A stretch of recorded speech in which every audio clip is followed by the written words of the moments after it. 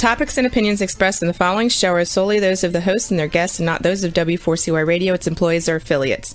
We make no recommendations or endorsements for radio show programs, services, or products mentioned on air or on our web. No liability, explicit or implied, shall be extended to W4CY Radio or its employees or affiliates. Any questions or comments should be directed to those show hosts. Thank you for choosing W4CY Radio. Inarticulate speech, inarticulate speech of the heart. Inarticulate speech, inarticulate speech of the heart.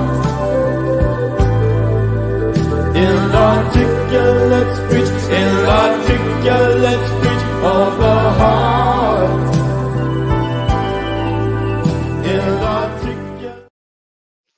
Hello and welcome to It's Your Voice, the show that hosts enriching conversations in diversity.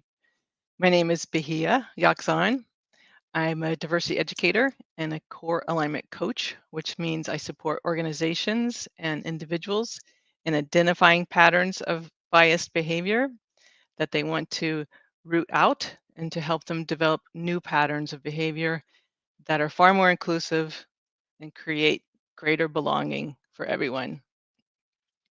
If you're interested in seeing samples of the trainings I offer, you can go to my website, which is knowwhatyouvantcoaching.wordpress.com. Before I introduce my guests tonight, who are very much involved with helping people identify patterns of bias and creating better ones, I want to tell you who's sponsoring the show. This program is brought to you by the City of Davis Arts and Cultural Affairs and the California Creative Corps, a pilot program funded by the City of Sacramento's Office of Arts and Culture and the California Arts Council, a state agency, as an engagement campaign designed to increase public awareness about issues of social justice, climate resiliency, and more. The Creative Corps program, backed by Governor Gavin Newsom and the state legislature, looks to increase public awareness on topics such as health and safety, water and energy conservation, climate mitigation, and emergency preparedness, social justice, civic and community engagement. So thank you very much to our sponsors, and extra thanks to the City of Davis for providing Kenneth Arnold to provide the services of ASL interpretation. Thank you so much, Kenneth. It's wonderful having you here. Today's show is titled JEDI Perspectives from the Field, with two guests who are making a big difference in justice, equity, diversity, and inclusion, growing it in the Davis Joint Unified School District and growing it more and more every year. My guests are Camica Edwards Avorgbedor and Kate Snow. Kate Snow is the climate coordinator for the district, and Camica is a public school educator with over 20 years experience working with families. She's a mother, a wife, and a mental health provider. And together they'll describe their perspectives from the field. And they both work very hard for the entire school district. So Kate and Camica, thank you so much for being here. Thank you so much for having me. Yeah, good to see you. Good to see you. And my followers might probably recognize Camica. She's been a guest several times and co-hosts for me periodically. Mm-hmm. So I thought it'd be helpful. Why don't we start with you, Camica, to describe to people like what you do in this field and sort of background for your JEDI perspective. I am a school counselor by training, and 9 years in the field providing support in the areas of academic, college and career, and personal social for students and families, staff. And that this year, or the last 4 years, has looked like serving specific populations of youth in foster care and youth who are in a homeless situation. And though I can't speak about specific families, their circumstances, I am able to give a broad perspective on, what it looks like in the Davis school for our district. So that's what I'm coming to the table with: school counseling experience of 9 years. Thank you so much. How about you, Kate? So I've been in this work for the school district as the school climate coordinator, district climate coordinator for about 14 years. And for those not familiar with that position, it's not a standard position for school districts. But 20 years ago, the school board decided that it was important to monitor for sites, for schools, to pay attention to what their climate was and to have committees that oversee and keep an eye on and follow the data. And so this position was created and has been held by a number of people, but that's the primary part of my work, is to help schools understand their own climate. As a result of that, then I work with many different folks, and I work both for student climate and staff climate to ensure that our spaces are conducive to learning for all, to growing for all, to being who we are fully in these spaces. So you're talking about social climate and climate of Right. acceptance, belonging, Right. or finding where people are feeling excluded and creating opportunities for inclusion. Right. So sometimes we talk about climate being like the measure of the culture. If the climate's not good, you can tell that it's a symptom that the culture's not good and that the system is not good. And so we measure that climate by taking surveys. We do student, staff, and family surveys, and we look at that data quantitatively, but we also do lots of qualitative walkthroughs, conversations. Camica and I have had many, many conversations, about the climate in a particular room or a particular site, or, you and I have had some of those too, about why does this space feel different to some people? Why does it feel welcoming to some and not to others? And what can we do to change that broadly, systemically, but also in the very particular spaces? Thank you. So I have known Camica longer. She was the counselor for my daughter when my daughter was in 7th grade, and helped create space for my daughter to feel included. I'm curious, Camica, just because I've been able to notice so many of the things that you have brought to schools, and like advising Black student unions, maybe Black staff unions, and just so many ways, bringing Kwanzaa principles to a particular campus that educated so many people who didn't know anything about it, and learning the principles. And there's just so many things you've done. So I think it would be nice if you could share what it takes to help create, like Kate just used the word systemic changes to bring things into a school culture, to become new traditions involving student leadership. So I was just curious, because I've seen your commitment, and I know how consistent you are, but can you just let folks know just what it takes and what keeps you going for it? I will start by saying that role that I volunteer for as advisor, happens during lunchtime, before school, after school. It's off of it's not contract time. The district doesn't pay me for that work, and so the schools that I have been allowed to do work with those specific student populations have allowed me to do so because the leadership wasn't afraid to say yes.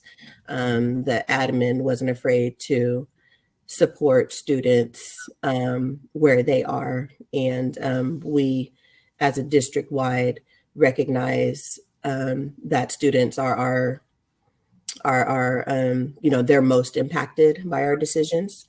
And so when you said student-led, that's exactly how I became involved. It started with students wanting a space, students wanting a voice, students wanting protected time together in an affinity type group. And so as soon as students started expressing their interest, and then how it works in a public school district is, you have the advisor as a staff member to make sure the kids are safe and being respectful, and all of the programs lead to some, common agreed upon mission, vision, and values. And so I got chosen to be a co-advisor. And that work has been rewarding to get to know students in a different space, not just their academic selves, not just their social selves, not just their future selves, because counselors focused on the future and preparing for the future, but just meeting them in the day-to-day, in the present moment of what they're thinking, what they're feeling, and what they're doing. And then me, as the one of the adults in the room, gets to witness their experience and honor their voice and their choice and their decisions and their experiences, which only opens the door for more trust and more deepening of relationships. And so since I've been in the district since 2016, have been able to continue that collateral work with Black student unions. And we are a tiny population in Davis. And so the BSUs look very diverse, but we always focus on Black history, always focus on Black concerns in the Black community with our allies. So the work has started with student interest, and then what they want to do, and then my support. And then I get to bring myself, I get to bring my experiences, because I was raised in a proud Black family. And I want to shout out my ancestor, my father, Willie Lewis Edwards, who raised us girls with Kwanzaa principles, Black history. We celebrated Juneteenth. They both went to HBCUs. So I get to express that part of myself in the BSUs, safely, comfortably, and freely. So it's been a wonderful, bi-directional, mutual gift to be able to support students. And then at the end of the year, we have a Black graduation celebration. I have loved seeing the culmination of their work being supported in the school systems, not just as a student, but as a whole person, and them striving for their goals with their tribe. And I feel very grateful to be part of their village. Thank you. There's nice images running through my head as you described that. Yeah. So Kate, what do you want to add from your perspective, from your the commitment it takes to go against the kind of mainstream institutionalized patterns that we know, focus on the mainstream white population in general, despite everyone's best intentions, the patterns are still very, very strong. And you've been working for a lot of years, finding ways to kind of dismantle that exclusion and bring in more and more people. Just can you describe some of that for you? Sure. I think it's fair to say it's maybe helpful to say that, well, first of all, just the bidirectional aspect, Camica, I think works for, is a really important piece of persisting in this work. And I can say more about that later. But I also feel like part of what helps me be able to do this work is, although my first years out of college were teaching, I spent a lot of years after that doing community organizing and being in places where small groups of people were trying to make changes to big systems, whether it was fighting the mayor of Boston, or, I was a long time in Boston, but or a community fighting for its resources, or young people setting up a business in a neighborhood. So I think I came to this work thinking about just taking a bunch of us to do something. That organizing is sort of the fundamental value, organizing principle is the driving way of doing things. And I had to learn in a system like this where there's a very, very set way of making change. There's the structures are in place, and there are some rules and regulations about how one uses Robert's Rules of Order and votes in policies or it takes away policies. And so taking the organizing piece and bringing it into a really structured system took some learning, and I had some amazing mentoring from Mel Lewis, who brought me into this work. And and then from there, as I began to just listen, really, I could start to hear themes and then began to be able to find communities, because that's the other thing about a school system is you've got all these separate schools, you've got all these separate grade levels, you've got all these people who are separated from each other. And if you're going to change the whole thing, you've got to pull people together.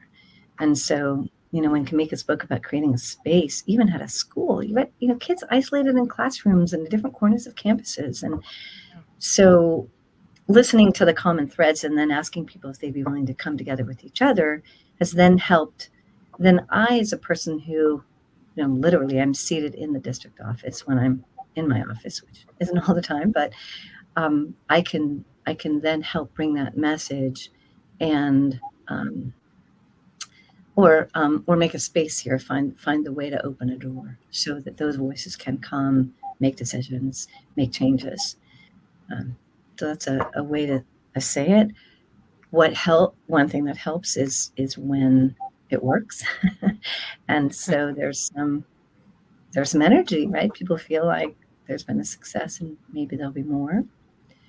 But part of what I'm looking right at the poster that has driven me for a very long time, which is the quote attributed to one activist, but to a group of activists in New Zealand, Maori activists, about, if you've come to help me, you're wasting your time. But if you've come because your liberation is bound up with mine, let us work together. I think I came into this work thinking I was doing something for other people. And along the way, learned that if I was going to stay and where the just deep joy and effectiveness is because it's bi-directional, it's for all of us.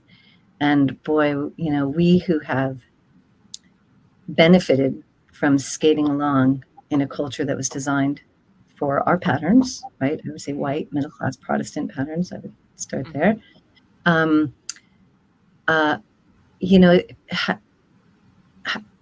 Have no idea what we've been denied.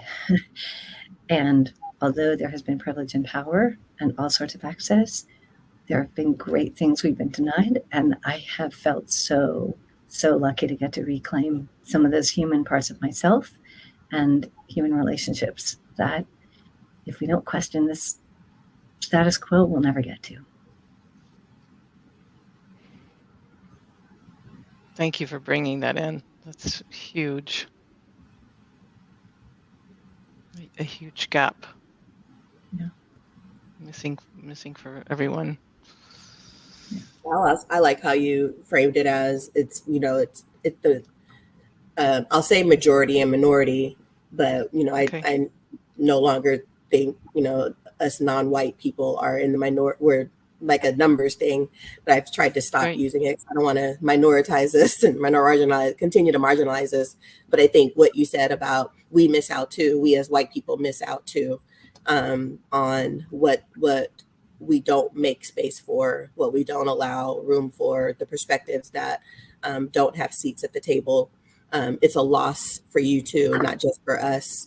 And so I appreciate that perspective because I think, I raised in public schools in America, thinking about all the things that I wasn't taught growing up outside in the public schools, but in the home for sure. And now that I'm an adult and responsible for my own learning and development and personal growth, There's so much in activism and organizing and contributions and STEM fields and education and writing. There's just so much that I didn't know.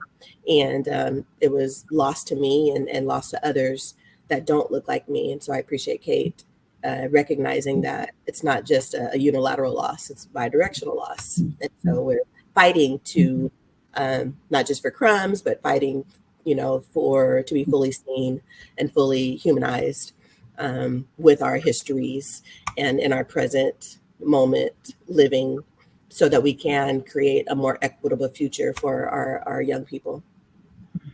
Great point, Kate. Appreciate that. Yeah. And We've again, we've compromised our integrity and our humanity. And those are huge losses. Yes. When you're told that it's okay for things to be unfair, that is a massive confusion we lay on young people, and then we perpetuate it. Yep. Sorry, I interrupted you, but yeah. Oh no, thank you. I want to quadruple reinforce what a loss. When I am not fully human towards other people, I'm not fully human. Yes. And I hurt, and sometimes we don't even know what's missing until we get a sense of it through relationship building with people we were taught to fear or doubt or not trust. And then when we come into relationship, there's just a whole new brilliance and creativity and stimulation and other thoughts that expand our consciousness for everyone. It's just like you said, joyful, and brings us into fuller integrity, which is just a happier, not just better, but a happier way to live. I am noticing, I'll ask the next question, but we're going to take a break while you contemplate this question. And I just think it's for you two to share, like Camica offered this title, JEDI Perspectives from the Field. So when we come back, we're just going to take almost a 5-minute break, and our engineer Rebel is going to play a song for us, and then we'll come back and hear your responses to that question. Sounds great. Thank you.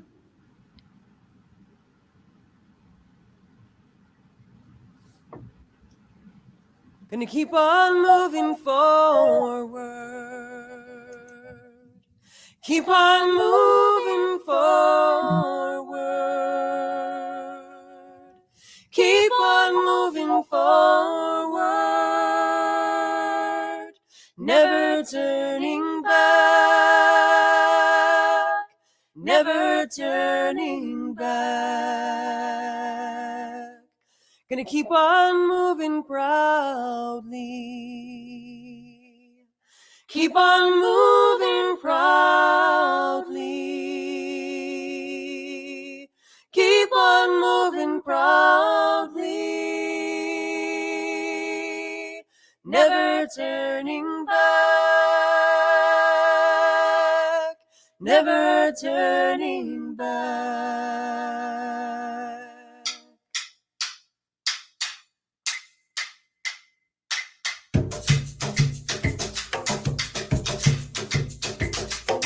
Gonna keep on singing loudly. Keep on singing loudly. Keep on singing loudly. Never turning back. Never turning back.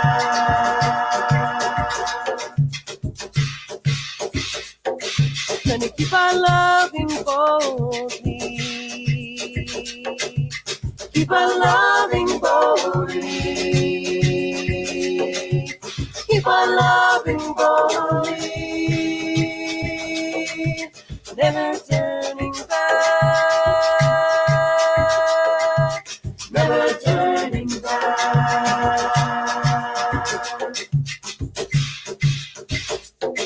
Gonna reach across our borders. Reach across our borders.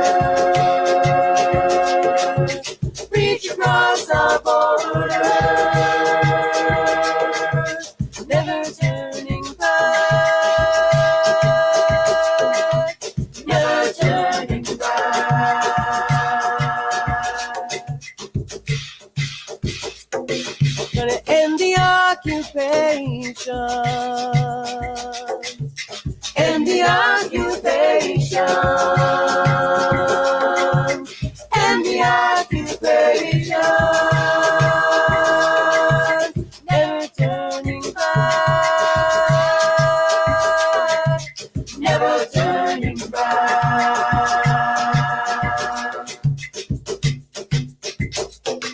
Gonna stop this war together. Stop this war together. Stop this war together. Never turning back. Never turning back.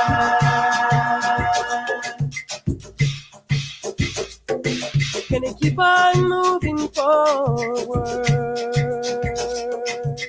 Keep on moving forward. Keep on moving forward. Never turning back. Never turning back. Never turning back. Never turning back. Never turning back. Never turning back.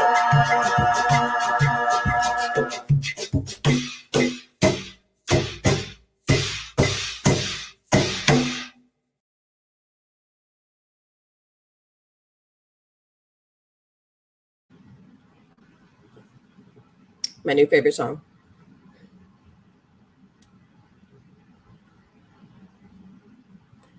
You're muted, Bahia. That was great. Thank you. That song is called Keep On Moving Forward by the band called Emma's Revolution, a duo of Pat Humphreys and Sandy O, who've been singing together for decades. And they gave us permission to play it. Great song. Thanks, Great message. Yeah, thank you. I'm glad you like it too.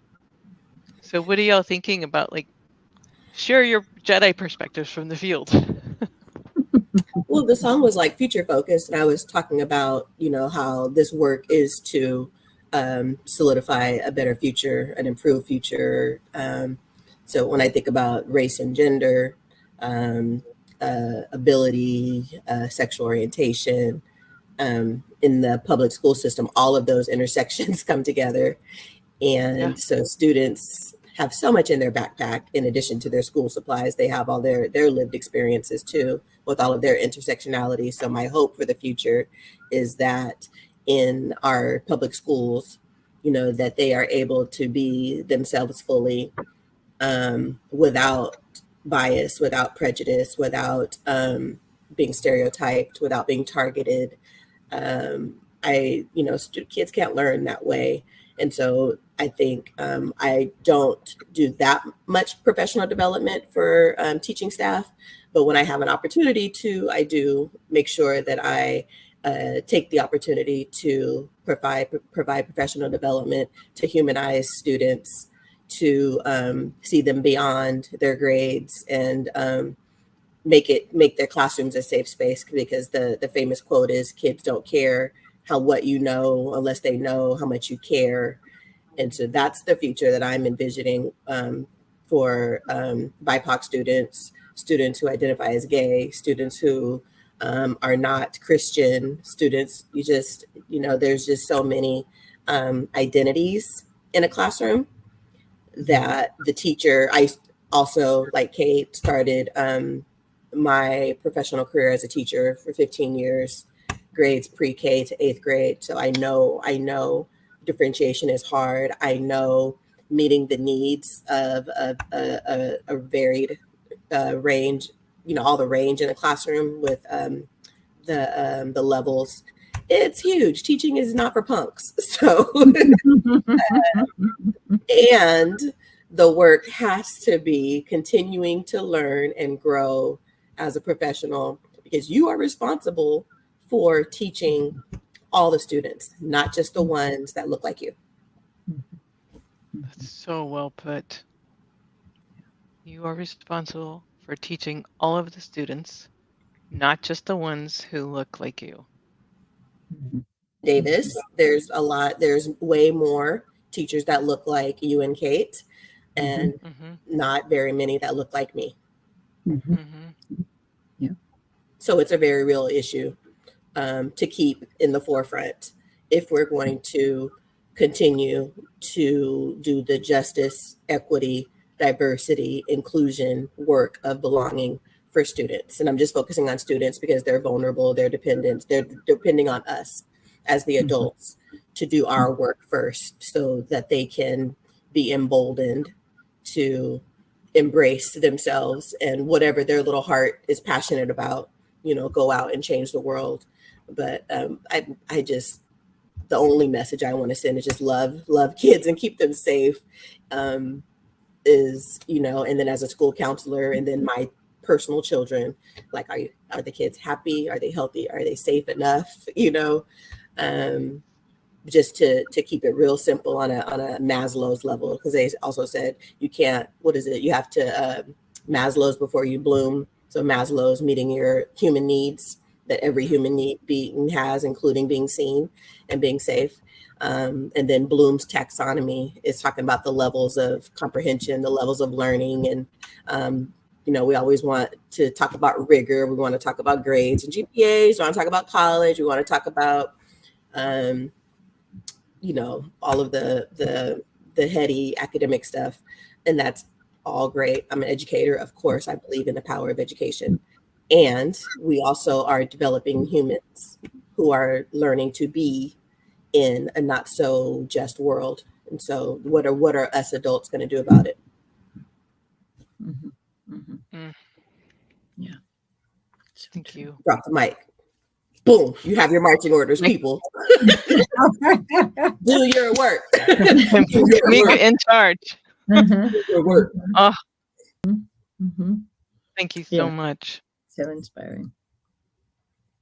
Yeah. So that's what the song brought up for me. Yeah.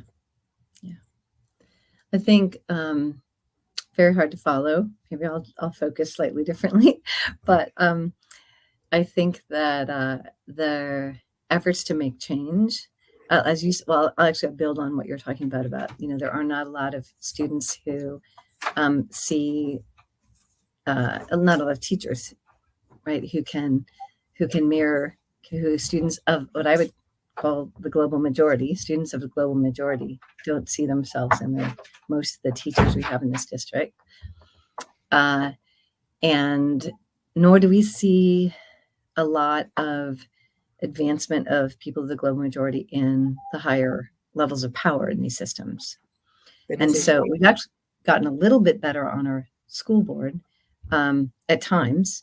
And so I do think that there's a lot of work to do in recognizing why that's true and what causes that to continue to be true. And it would be really easy if all we had to do was recruit more folks. That's not really a viable answer when you're asking people for a lot of reasons, but and the pipeline is small already. However, I would say that as we broaden our thinking about I'll just say, for instance, when you look at our intern teacher preparation program, where people who are coming from being paraeducators and other positions in the district, which is a much more diverse group of people, who are then, we have developed a program, right? We've gotten a grant and where they can become certificated teachers after 2 years. And it brings an incredible depth to classrooms. It's changing classrooms. It's slow, but it's methodical, and it will continue, and it has institutional support. And so it's one little way of changing that part of the system. But it is I wanted to credit this, and I forget who said it, but someone recently said, we know it's not a sprint, it's a marathon. But then someone else said, but it's a relay. And you're passing that, but you continue passing that baton to your team members as the change happens and as the resistance appears and you're facing it. So there's, I think, a lot of ways, but another piece that you've really been a part of, Camica, has been making a welcoming community, right? The Grown Folks BSU has been a place, or Black Staff United has been a place where staff have found company and connection, and also connection to students. So we're trying through some of our work to make welcoming places for other groups who, again, are so isolated and so far apart on campuses, and don't know that they're not alone, at least in the district as a whole. But I think you got to support the grown-ups if they're going to support the young people. And yes, the young people are the number one reason we're here. Kate, can you speak broadly, not specifically, of course, about any people in particular, but about the other, what you just referred to as other groups that you are focusing on, listening to, striving to find ways to have their voices included? Sure. Yeah. I think, so one example is, I think it was 5 years ago, there was kind of a critical mass of parents of children who are Native American coming to the climate office with complaints about bullying, about erroneous curriculum, about worksheets with traditional pictures of Thanksgiving, the Pilgrims, Indians, those kinds of things. And so that group was able to, for those four parents, I sat down with them together and asked what they wanted.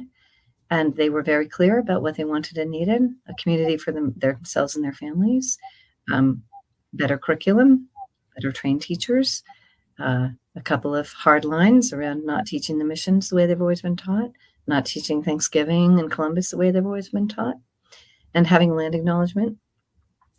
And so they began to meet together on their own outside of, as a Native Family Alliance, and together developed this list of demands, essentially, that took several years for the district to start to be able to listen to. But eventually, then there was an offer to write a proposal for the Native American education funding through the federal government. And so that now has created an ongoing funded program that supports those students, those families, and provides a place of connection. That's one example. Another is Spanish-speaking students and families. Since COVID, we've had a weekly meeting with staff all over the district who work with Spanish-speaking students and families. That has led to, that sort of converged with a language justice initiative that started also about 5 years ago, that ended up defining roles for interpreters. So we are no longer taxing our bilingual staff who, out of the goodness of their hearts, were interpreting without backup, without protection. Kenneth, I'm looking at you, being over 20 minutes.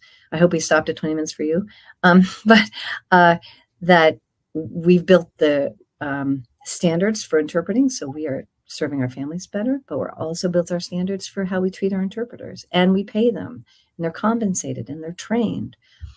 So that converged with our Spanish-speaking student groups so that we continue to problem solve and come together and support each other around and celebrate together, those kinds of things. That group also supports Latinos Unidos, as a sort of piece there. And there's some staff that are really invested there.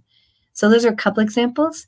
But we also, with our anti-bias education grant, continue to have, we have these constituency leadership groups. So this past year had African-American, Black heritage staff, African heritage staff, and LGBTQ plus staff.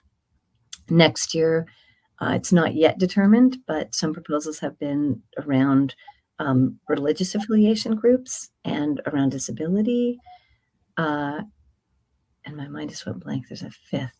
But in any case, those are some of the groups we're looking at, trying to provide supports for folks, but not just supports, but to build the community where people can fully express what's working, what's not working, and how and their ideas for how to fix it. Because when you have a limited diversity in your leadership, you have a limited set of ideas. Not to mention you're bogarting all the funds. So anyway, that's some of the groups. Thank you. And Camica, do you want I to know say you. anything about that process or what you know of it? No, I was just. Oh, I just.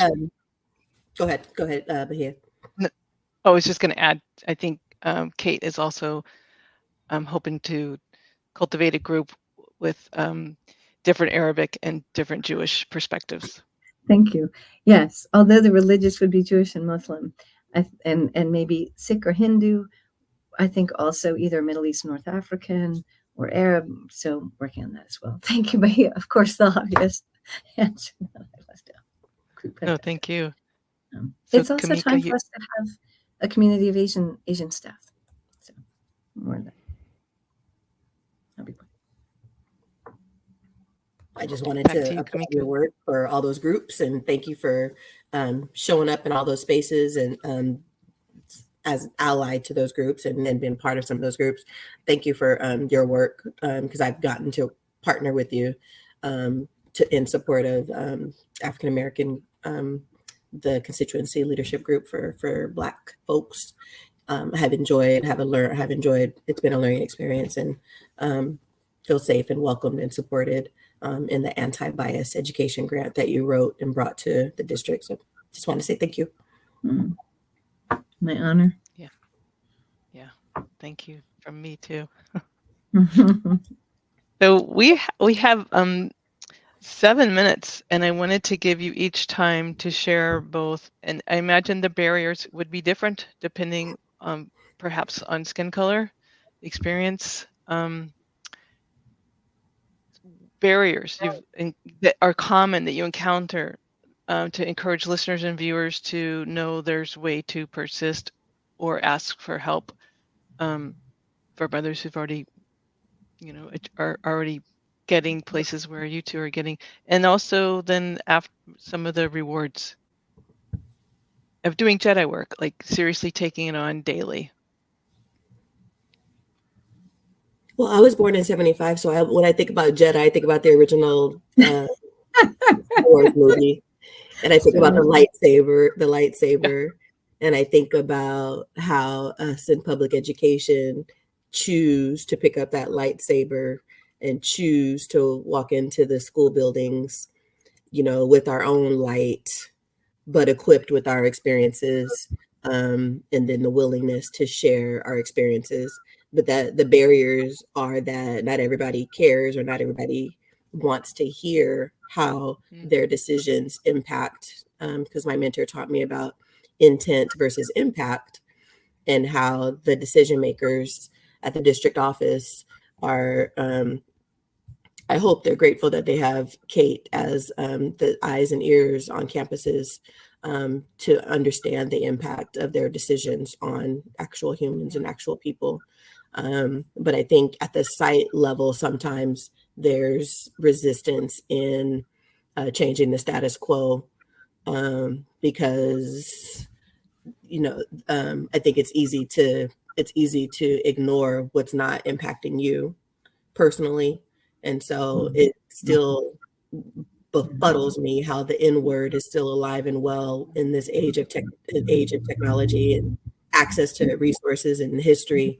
But it's a favorite slur, and so I say the N word as a barrier, because it still happens in our schools, and it's still hurtful, it's still dehumanizing, and so but I think the reward is using your voice to say it's not okay, and using your voice to go to board meetings and say do something. The community is hurting. So so barriers, racism, N-word, narrow perspectives, I would say, are barriers, and then the rewards are, it's another opportunity to advocate, another opportunity to share the impact. So well put. Thank you. Do something. And you say that without us, without the audience knowing what incredibly powerful things you've done by organizing the forum around the Use the N word and organizing people to come to the board meeting and to speak at the board meeting, and that works. So, and that has resulted in responses from the superintendent and the Board of Education. And Camica Edwards Avorgbedor, you were at the front of that. So. Yeah, and facilitating so many different groups all at once. On Zoom, in person, all colors, just like listening to everybody, validating everybody, just masterful facilitation. Yeah. Good, thank you. Yeah. When you asked about barriers, Mahia, I'm going to say something that I think is both a personal barrier and it does have to do with the status quo.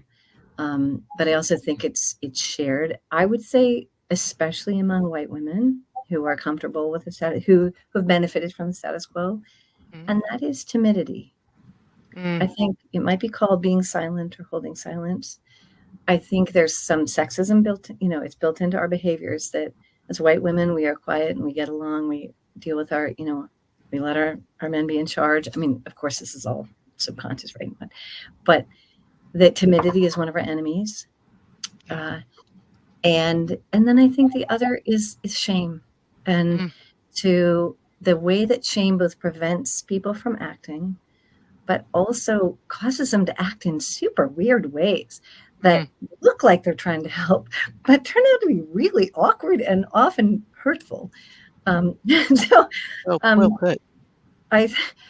Shame is like it's like those firecrackers, right? The fireworks that go in all different directions, and it's really a bad engine, bad driver for behavior. And yet you don't want to confuse it with fragility either. Like timidity and shame maybe sometimes look like or get called fragility. There is fragility, but there also are these really bizarre motivators that just mess things up. So we got to get our heads straight. I mean, part of, I think, what's happened to white people is we've just been packed with confusions, like all this illogical, unfair, dehumanizing stuff has been stuck into our heads as if that's how things are supposed to be. And so, we're kind of messed up. But which would be funny if it weren't so hurtful, right? If it didn't cause such harm and leave such vicious, horrible things in place. So I say it sort of lightly, but I mean it very deeply, that we need to learn how to deal with our shame and our fear of speaking up and our fear of upsetting things or upsetting people. Thanks so much. And that cognitive dissonance always comes to my mind when you're describing that. It's just like so confusing. Like your heart and your perception tells you something's happening, and then some conditioning tells you, no, don't believe what you see or hear, or that person's fully human. It really messes with you. Mm-hmm. And I'll just add, we got to go. Just have 1 minute left. Yeah. So please add a closing thought, and let's let Camica have a closing thought. That class has a lot to do with how that shows up in us. Economic class, it comes in at us different ways. Thank you. And Camica, your closing thought? Yep, just continue to be the light, and share your light and share your voice. And it's contagious. So self-care is important in the work, being as a JEDI in the field with trying to level the playing field. So that's what I'll leave the audience with, self-care. Thank you so much. Thank you, Camica. Thank you, Kate. Thank you, Kenneth Arnold, for signing for us. Thank you, Rebel, our engineer. Thank you to our producer. And thank you to our listeners and viewers. Be sure to tune in next Wednesday at 8 p.m. on Talk4 TV or w4cy.com. And may we all have enriching conversations in diversity next week. And thank you again to our sponsors. Thank you. Inarticulate speech of the heart. Inarticulate speech, inarticulate